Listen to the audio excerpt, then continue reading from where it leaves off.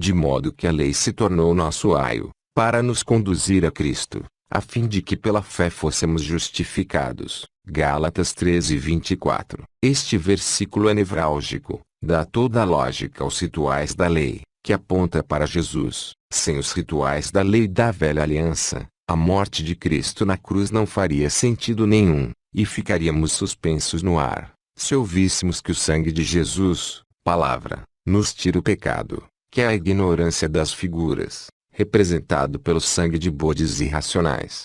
Quando Jesus fala que veio cumprir a lei, é porque a lei não era uma lei comum, era uma profecia, porque era rituais proféticos de sua morte e ressurreição.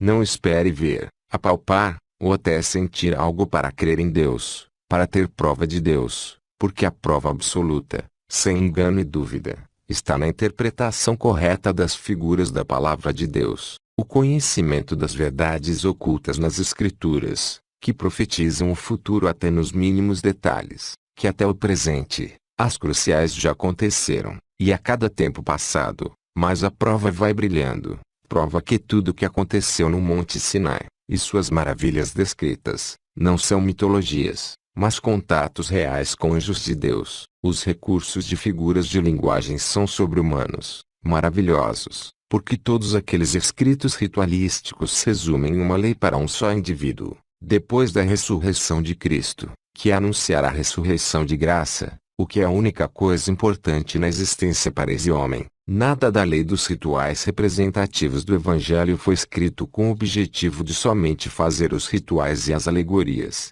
mas de compreender o significado oculto, para ter ensinamento espiritual para os nossos dias atuais do Evangelho. Depois da ressurreição, um exemplo simples temos da lei para não trabalhar no sábado, que é a ordem para não fazermos do Evangelho trabalho de filhos dos homens para alimentar o corpo, raça de víbora, e da mesma forma são com todos os outros mandamentos e proibições sobre os rituais representativos do Evangelho. Nem mesmo uma letra da lei escapa. Quem não tem esta visão interpretativa, por causa da cegueira dos estudos da serpente, é porque não medita com a mente de Cristo, mas agora pode ir abrindo os olhos, e pedir o batismo do Espírito Santo, para entender melhor. Então, quem enxerga a instituição física no Evangelho, mas não enxerga que não pode pegar dinheiro, é um fariseu que coa um mosquito, instituição, e engole um camelo, dinheiro proibido. Não estão todos se arrastando pela barriga como cobras, como estão com um camelo dentro da barriga. Podemos notar isso nos religiosos ricos e famosos pelo mundo afora. A palavra santo significa separado, ou seja, separado do mundo, do material. O mundo gospel é mundo também, para se dizer que quem está nele, está fora do mundo. As pessoas que já morreram estão separadas do mundo, não voltam mais. Por isso a conversão de alguém a Jesus é considerada uma morte, representada no ritual do batismo, em que a pessoa morre, ao mergulhar, para nascer uma outra vida, ao emergir. Da mesma forma é a representação da morte de um cordeirinho na lei de rituais para o Israel antigo. Não dá para considerar um pastor e um ofertante santos, porque eles estão interagindo com o mundo físico, ao receber e dar ofertas materiais. A interação de Jesus é palavra e mente, de racional para racional, no mundo das ideias, como esses escritos e tua mente, a forçando meditar.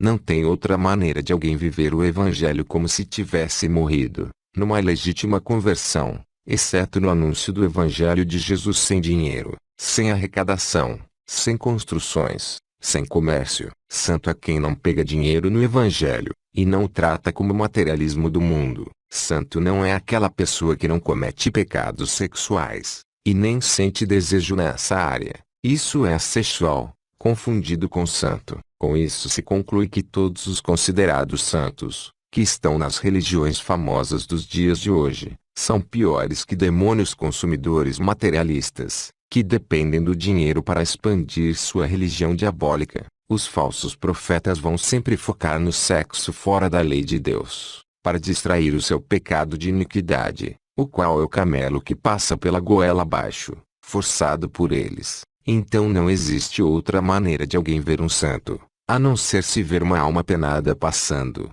ou um feito louco pregando nas ruas, sem receber dinheiro em troca.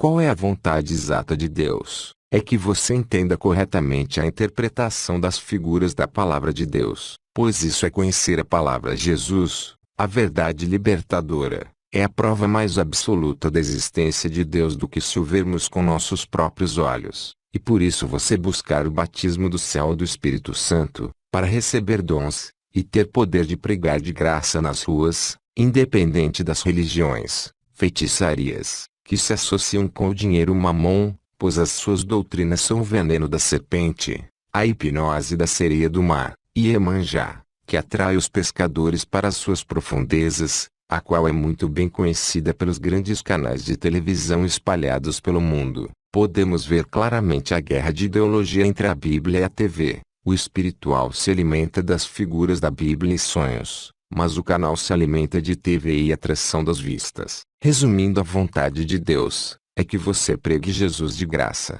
independente das religiões do mamon e seus rituais físicos, os quais necessitam de arrecadações materiais. A obra de Deus é a única que não precisa de dinheiro, caso contrário é a obra do mamon. A obra que recebe dinheiro como salário já comprova ser do mamon, porque não pode receber o entendimento correto das figuras como prova da existência do poder de Jesus para a vida eterna. Como salário, se aceita o mamon é porque não conhece Jesus para o temer.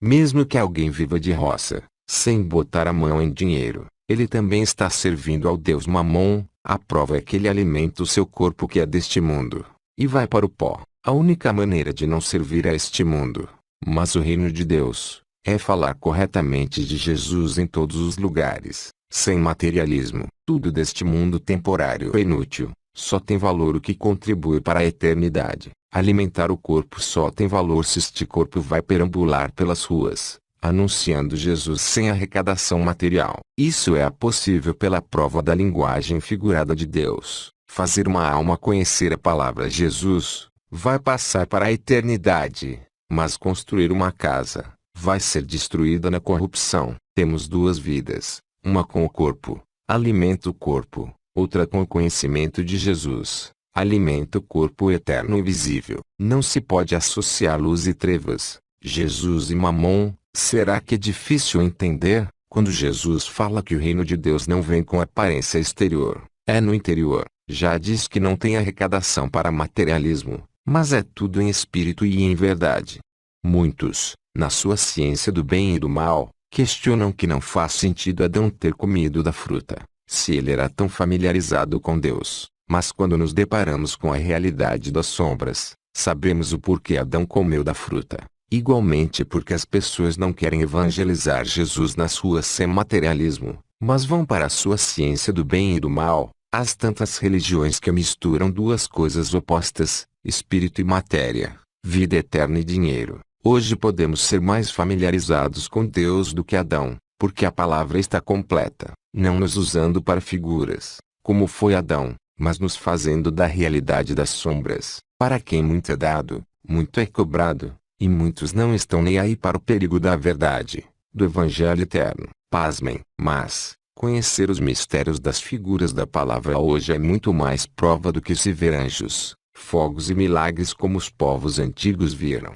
Traduzir as figuras de linguagem da palavra de Deus tem o mesmo efeito de alguém morrer e ver como é depois da morte. Isso é fé do nascer de novo, é conhecer a palavra Jesus. Se converter não é se filiar a uma religião humana, inventada para confundir, mas é ter experiência no batismo do Espírito Santo, e do conhecimento das figuras da linguagem de Deus, para ter provas, como se tivesse morrido e visto como que é. Por isso a conversão é morte para o mundo, para viver para Deus, representada por um mergulho na água. É por isso que Deus manda matar animais na lei de rituais, o que representa a morte de nossa natureza carnal, animal, que não pode conhecer a vontade de Deus. A vontade de Deus só se conhece quem conhece a linguagem das figuras de Deus, que converge para uma só coisa, que é pregar Jesus Cristo pelo mundo sem dinheiro mamon envolvido. Mamon é dinheiro e emprego da religião, do ensino das coisas ocultas, dos poderes sobrenaturais. Quem não conhece Jesus Cristo, pela tradução das figuras, automaticamente serve ao Deus mamon, quando só busca trabalho para alimentar o corpo e o ego. sem nunca se interessar em ouvir ou falar do Jesus sem dinheiro e emprego. O sangue dos animais derramado, que perdoa o pecado. Esta palavra pura do materialismo, que faz a alma abrir os olhos. O pecado nada mais é que não conhecer Jesus intimamente, por não entender as figuras, e nem se interessar por isso, mas só por esse mundo de soberba. Por isso o sangue perdoa pecados, porque faz conhecer Jesus, que está lá do outro lado. Os que se converteram pelos dons sobrenaturais, e pelo conhecimento das figuras da palavra, vão perceber a vida além do que os olhos carnais podem ver. Por isso não serão enganados por espíritos, porque sabem que eles estão no invisível. O natural só acredita no que seus olhos podem ver, porque confia na carne da serpente, mas o nascido de Jesus confia na palavra Jesus, porque nasceu dele. Sobre isso está escrito que não andamos por vista,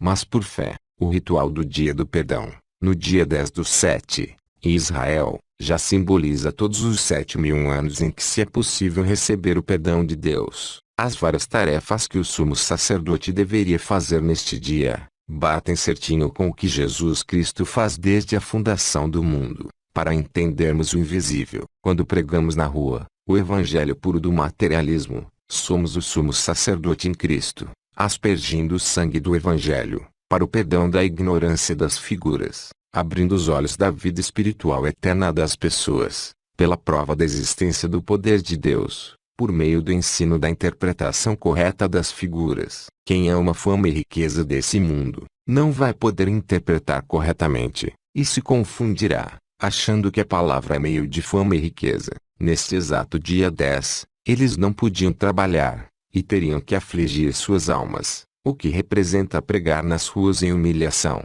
sem dinheiro de trabalho dos filhos dos homens, os 2 bodes, para sorteio, um para o Senhor, e o outro para o deserto. Dentre muitas coisas que podem representar na palavra, são os que estão à direita de Cristo, pregando corretos sem dinheiro, e os que estão à esquerda, pregando errado, atrás de fama e dinheiro, bode o qual vai ser enviado para o lago de fogo eterno, para Satã e seus demônios, de onde não poderá voltar. No versículo 21 de Levítico 16, pôr as mãos sobre o bode, e confessar os seus pecados, é pregar a palavra para os ímpios, para eles serem condenados justamente no inferno eterno. O que leva o bode de Azazel, para que ele não volte do deserto, é os pregadores do evangelho que pregam ao mundo, para que aqueles que não aceitam, não voltem para Deus, mas continuem com Satã. O livro do Apocalipse dá uma visão mais detalhada do ministério sacerdotal invisível de Jesus Cristo, pois o dia do Senhor,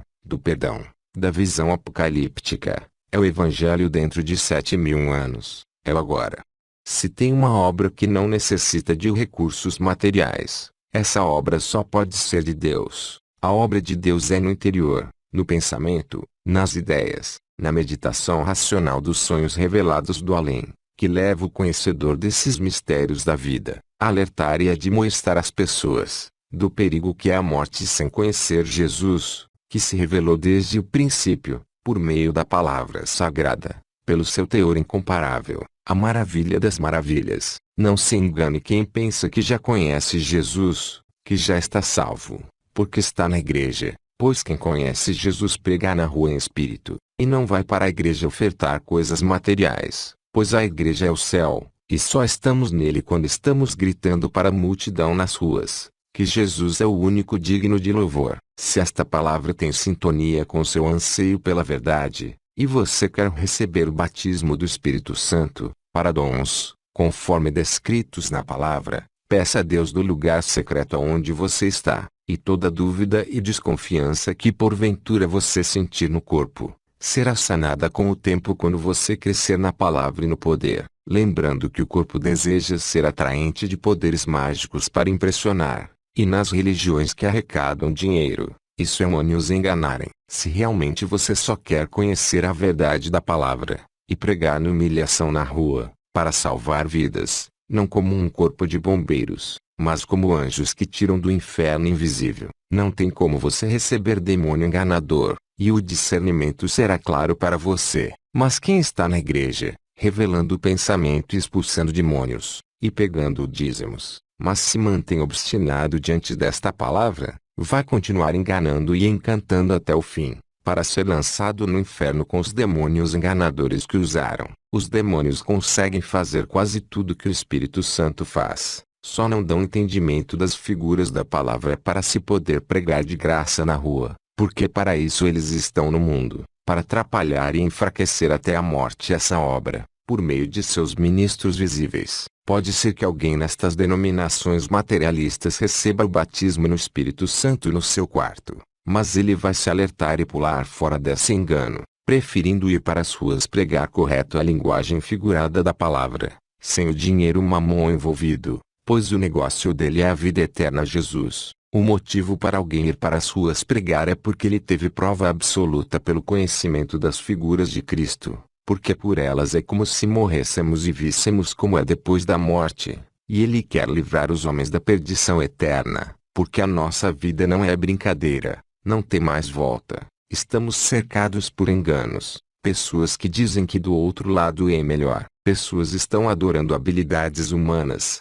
inspiradas por demônios para receber adoração, adorando monstros, e não sabem. As suas doutrinas, os seus estudos teológicos, as suas religiões engessam eles, tornam eles ídolos, estátuas memoráveis, que não param para ver e ouvir o sonho do além. Os profetas não sabem a linguagem de Deus, e pensam que sabem, só porque sabem ler, até pronunciam o nome de Deus, e quando demonstra alguma habilidade impressionante, levanta as mãos para o céu e agradece a Deus, mas tudo não passa de um costume copiado, para aumentar mais ainda a sua glória, na humildade aparente, diante de si mesmo, da sua mente refletida, diante de todo o mistério da vida. Deus o livre, que ele amadureça e encontre o caminho da vida eterna, o anseio das nossas almas. Sarcasticamente temos que bater palmas para Satã, porque ele inventou uma religião que substitui a verdadeira, de somente conhecer Deus e o anunciar de graça,